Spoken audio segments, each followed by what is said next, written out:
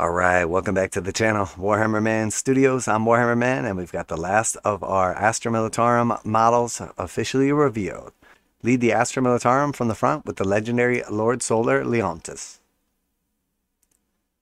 The forces of the Astra Militarum are receiving heavy reinforcement. The indomitable Rogel Dorn tank and its mighty twin battle cannon, elite Kasserkin operatives, upgraded sentinels, shock troops, and artillery, impetuous rough riders, and more.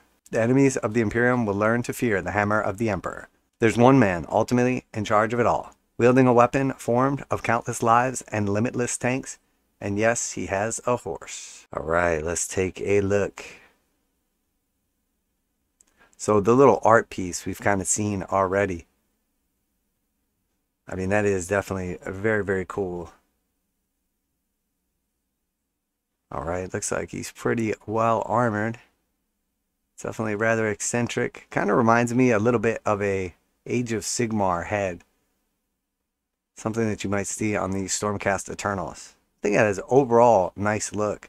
As the Lord Commander Solar, Arcadian Leontus sits among the highest echelons of the Imperium, boasting an unimaginable roll of titles, peerages, ranks, and probably a whole gaggle of attendants, tasked solely with ensuring that his horse has enough cyber hay. Yeah, that is definitely interesting. So his horse is a machine horse, or I mean at least like cybernetically enhanced. At first it kind of looks strange because it almost looks too perfect. Like there's not enough sort of like texture to the skin, but then when you realize obviously all of the metal and cyber joints and everything, pretty cool overall. I actually like it. I think the model looks nice. I'm not a huge fan of the helmet, but you know, maybe it'll grow on me over time. The actual model looks really nice. Very clean. Don't know how I feel about this base though. The base is definitely, I would say, a little too much. There's just a bunch of like busy junk down here in my opinion. But I also like to do my own bases anyway. So with an army of logistical advisors, priests, tacticians, tarot readers, prophets, seers, confidants, and sub-commanders at his beck and call, Lord Solar Leontus is personally responsible for hundreds of stunning imperial victories. Though his remit is technically confined to the defense of Segmentum Solar, Leontus has led campaigns far beyond his boundaries. How else, he argues, can he protect Holy Terra from the distant foes? His steed, Constantine, is decades old, now largely cybernetic and clad in gleaming armor. From his lofty perch, Arcadian Leontus commands the men and women of the Astra Militarum as they endure horrifying battles in their mission to protect the Imperium from the heretic, the mutant, and the alien. So yeah, looks good. Looks really good. From the top, we can kind of see what's going on there. I'm not sure exactly what that is underneath him. Some kind of chaos machine or whatever that's destroyed. And he's like standing on top of it victorious. Pretty cool. I know I could do a better base than that. Though he kept his physical peak by a healthy diet, regular exercise, and staggeringly expensive rejuvenant treatments, Leontus has spent over a century leading the Emperor's armies. Wearied by the horrors of war and the Imperium's brutal demands, the Lord Solar knows that he may never see the fruits of his tireless efforts. Nevertheless, he continues to lead from the front, and armed with his pistol soul's righteous gaze and his power sword conquest. So really nice here. It definitely looks cool. I mean, this is the best picture we've seen so far, and look what's different. Something covering up that base. So, there it is. Looks cool. I like the Rogel Dorn tank in the background, too. Really nice looking model right here. Definitely a fan. Unorthodox use of the tarot readers of the collegiate Astralex gives Leontus the ability to change one of his army's secondary objectives or agendas on the cusp of battle.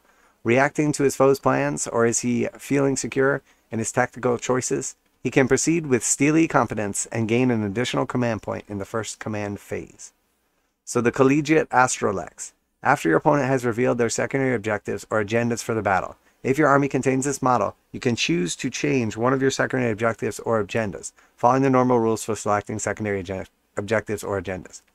If you do not choose to do so, or if your battle does not use selectable secondary objectives or agendas, then at the start of the first command phase of the battle, you gain one additional command point. So that's pretty cool. Obviously, you know, Dante gives you an extra command point for taking him. That's obviously nice. This gives you the option, either the extra command point or alternatively swapping a secondary. So pretty cool. I could see this playing out. There could definitely be a situation where your opponent reveals their secondaries and then you realize you would have been better off picking something different based on what they're going to be trying to do. And that gives you essentially the way to swap. So that could be very strong. I mean, easily could be the difference between, you know, 5 and 10 point swing in a game. Lord Solar Leontus and Constantine featured on the cover of the version of the Codex Astromilitarum in the forthcoming Stan's Astromilitarum Army set.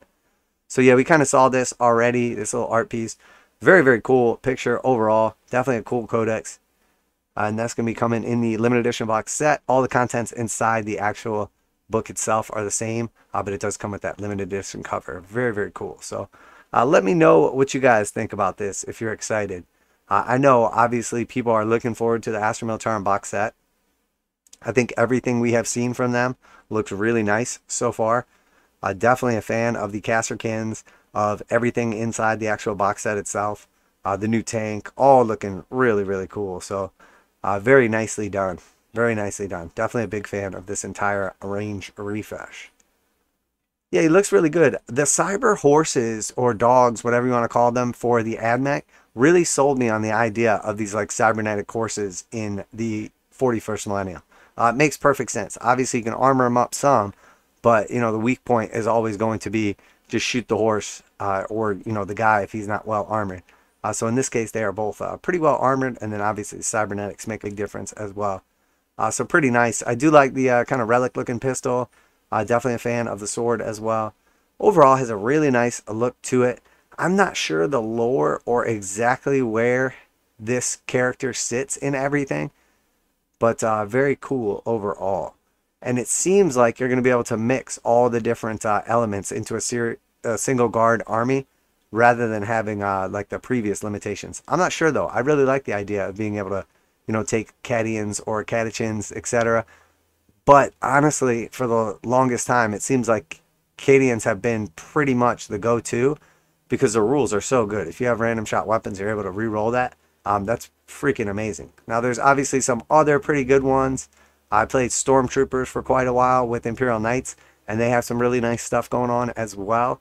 So definitely looking forward to seeing the book, seeing all the details. I know some stuff has been leaked out in advance. I'm not a huge fan of doing the whole like leak thing, but it's definitely nice, obviously, to see all the info in all of its glory.